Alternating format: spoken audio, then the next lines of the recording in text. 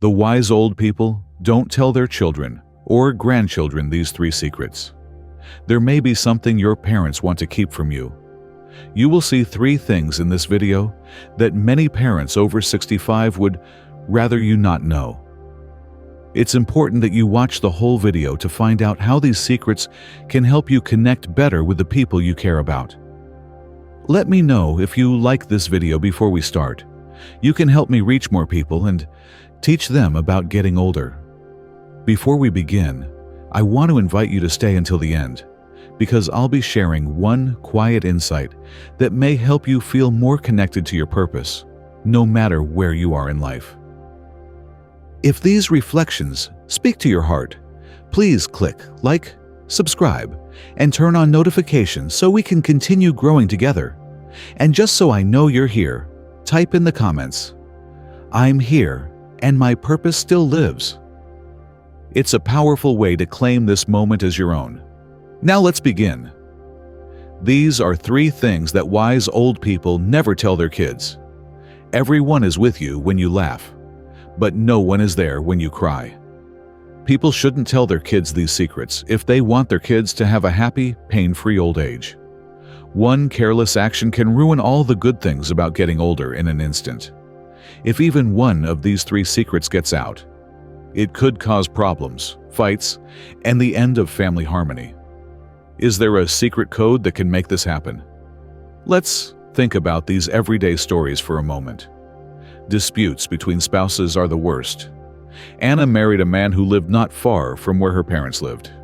Even though her job wasn't very busy, she only got to see her parents once a month sometimes. Kids of kids often want to be with their families on weekends, holidays, and whenever they can. Her parents were always fighting, which made going home a pain for her. Her dad had always been a strict boss. No one dared to shout down his words.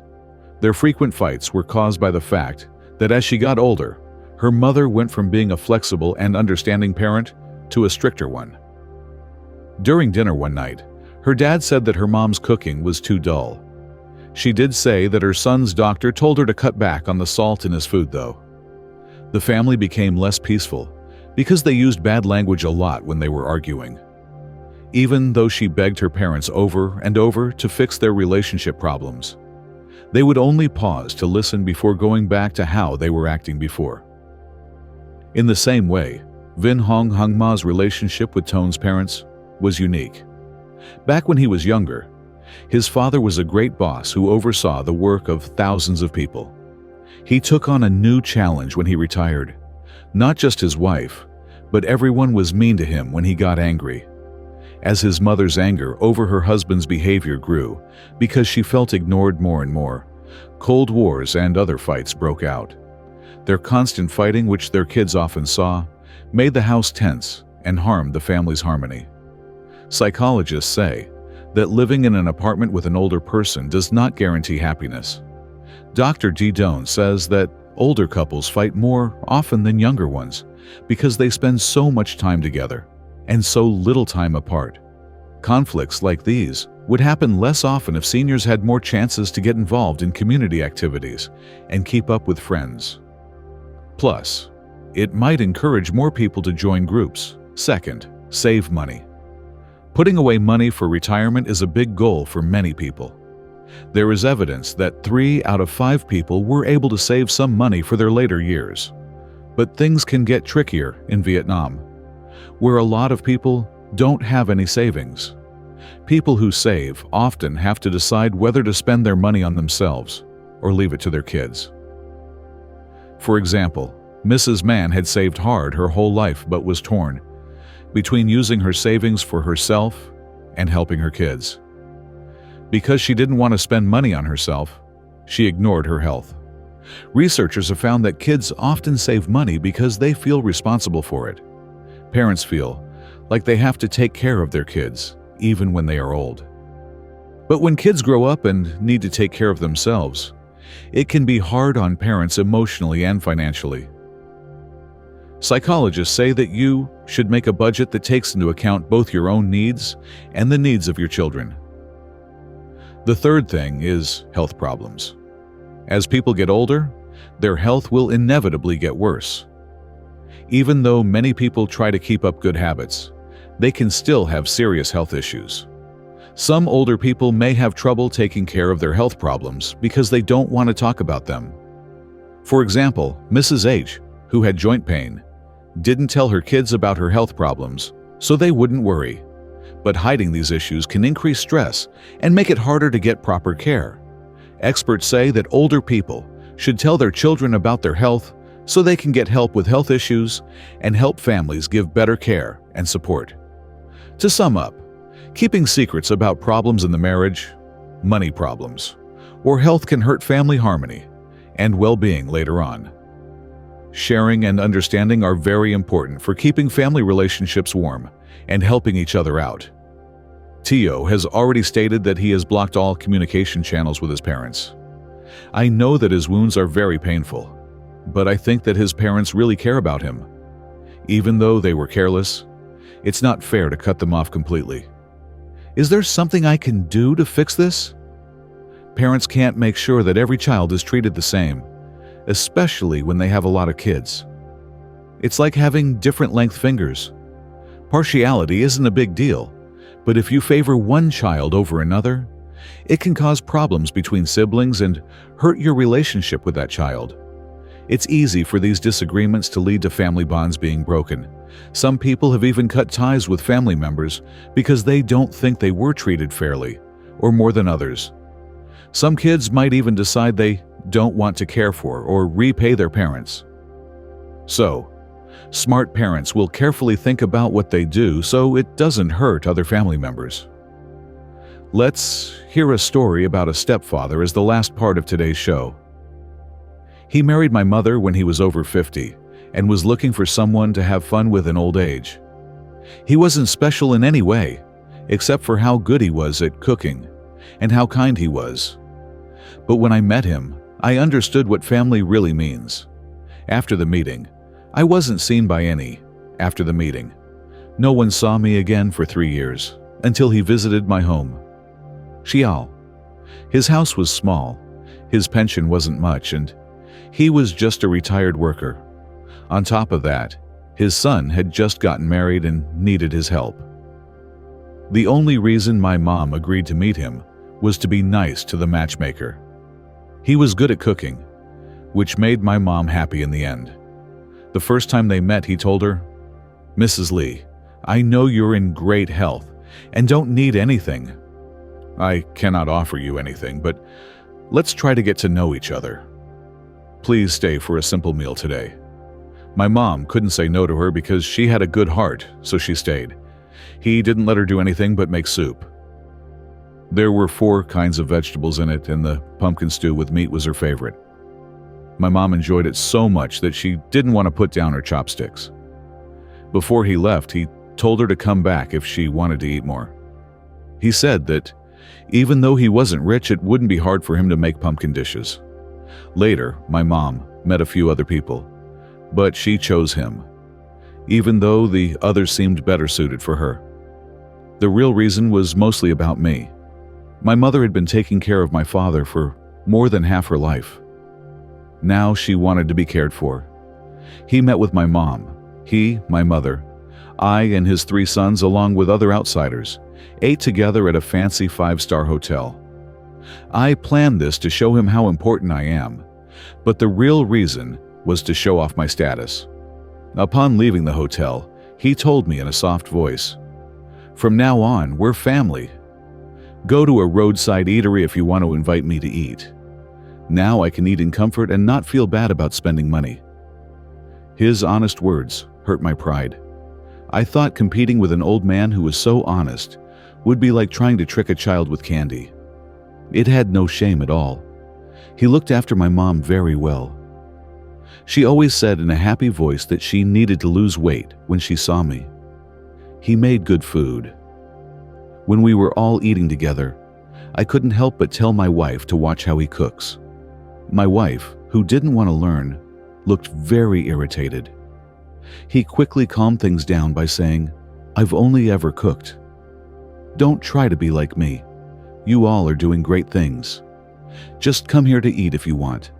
I'd rather have someone eat the food I make. During our trip, he packed up a lot of food for us to take home. He told me, "Don't praise my cooking anymore," as he gave them to me. To be honest, it makes me feel bad when people bring it up. Every man can cook, but I'm not good at other things. It's not a virtue to think like this. I told my wife what he said on the way home. She told him that people like him are meant to help other people. He was ready to get on his knees. My mom felt lucky and like a queen. While I was driving, I looked at my wife and could tell she didn't like him. I felt sorry for him all the time. He felt ashamed and like an outsider in the end. I moved to a new house the next day. He and my mom came to do the traditional moving house ritual of heating the bottom of the pot. During the meal, he carefully followed the ritual, but he didn't sit in the honored seat. We looked everywhere for him, but couldn't find him. Calling his phone was fruitless because it was turned off. It looked like he had planned to leave when the guests were gone, because he came home with the leftovers packed in containers that he had prepared. My mom was mad at him and felt bad for him. "Turn this down," she told him. "I have the money to pay for this. I can't stand seeing you eat leftovers." I don't see it as an expense. I'm not bothered by it. I'm used to it. If I were to feel sorry, it would be for wasting the money I earned. My mom didn't have anything else to say and felt sorry for him. I didn't see him again after that, but every time I think of him, I get emotional and warm. The true meaning of family doesn't need long explanations. When someone shows their true feelings, their actions speak louder than words. I want to thank him for showing me this in real life. He could never stand up again, but I am just like before. He used to only know, he used to always smile. I would feel overwhelmed and start crying frequently. He cried while his mother cared for him. During a trip to the suburbs, we pushed him around in a wheelchair. He cried a lot, and while he was in the hospital, he saw his money disappear like water. He finally took a razor one day and tried very hard to cut his wrists. He had to go through emergency care for 5 hours and was very tired and hopeless. What really surprised me was that his son was the first person to leave him. His son rarely visited him, and later didn't even show his face once. Every time he called, he would say he was on a business trip and would see him soon. What surprised me even more was that my mother then told me she wanted to leave him. They had never registered their marriage, so it was just a matter of going their separate ways. My mom told me she was too old to take care of him anymore.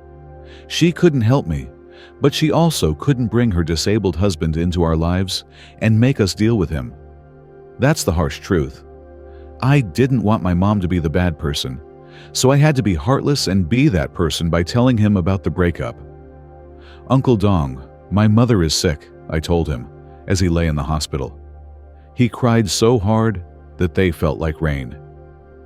"You know, Uncle Dong, my mother is getting old," I said, forcing myself to speak. "These days, you've seen how she treats you." There were more tears and he nodded. I said, "Uncle Dong, we still have to work. My mother isn't in good health. Do you think it would be okay if, after you're discharged, you go back to your own home? I'll hire a caregiver for you, of course. I'll pay for it, and I'll visit you often."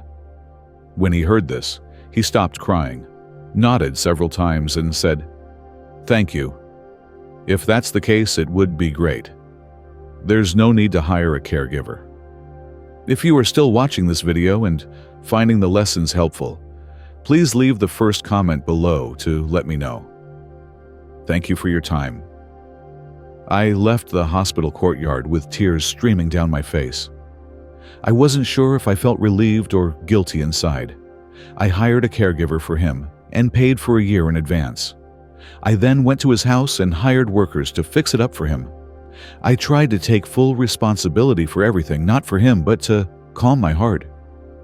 When he got out of the hospital and went home, I didn't go with him.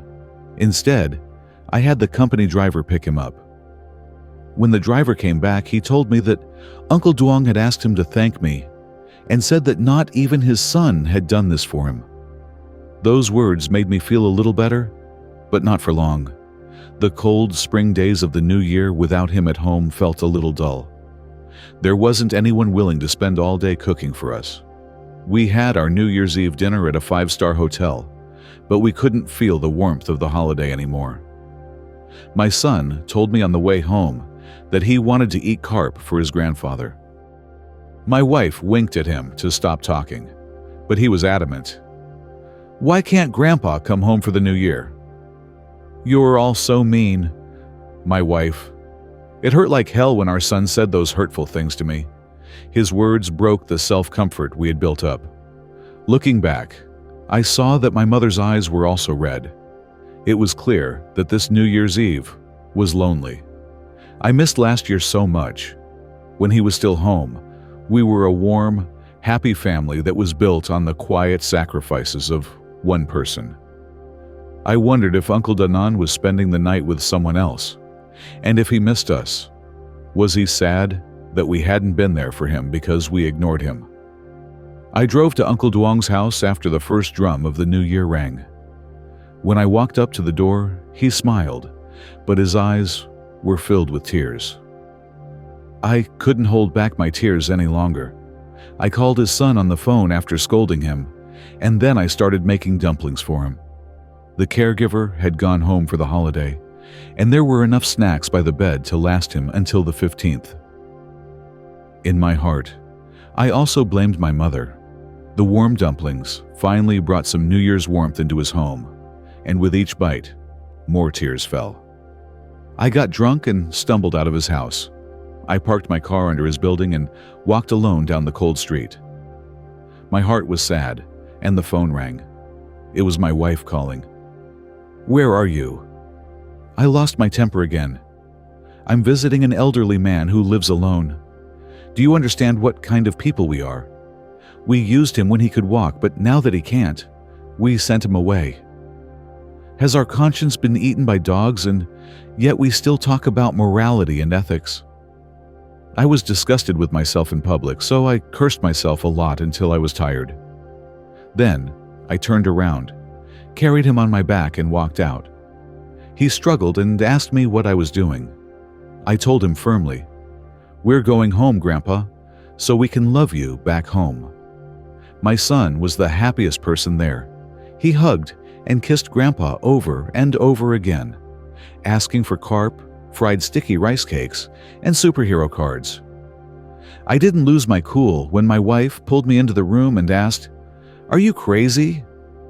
Even his son doesn't care about him. So why are you bringing him home?" I told her calmly, "His son did the wrong thing, but that's his problem. We shouldn't use that as an excuse to abandon him. I don't expect you to treat him like your father-in-law, but if you love me, if you care about me, then consider him as part of our family. Because in my heart, he's family. I just want some peace of mind." I told my mother the same thing, and she cried while holding my hand, saying, "I understand." She saw that he couldn't stand up anymore, and she couldn't deny that these moments were also filled with her care and concern. Thank you for spending a moment with us. If today's message brought you comfort or clarity, we'd love to have you subscribe and click the bell to stay close to our community. And here's a gentle challenge. Send this video to 5 others. Sharing light expands it. Some say the universe rewards those who pass on kindness with more time, more peace, and more purpose. You have the power to be someone's spark today.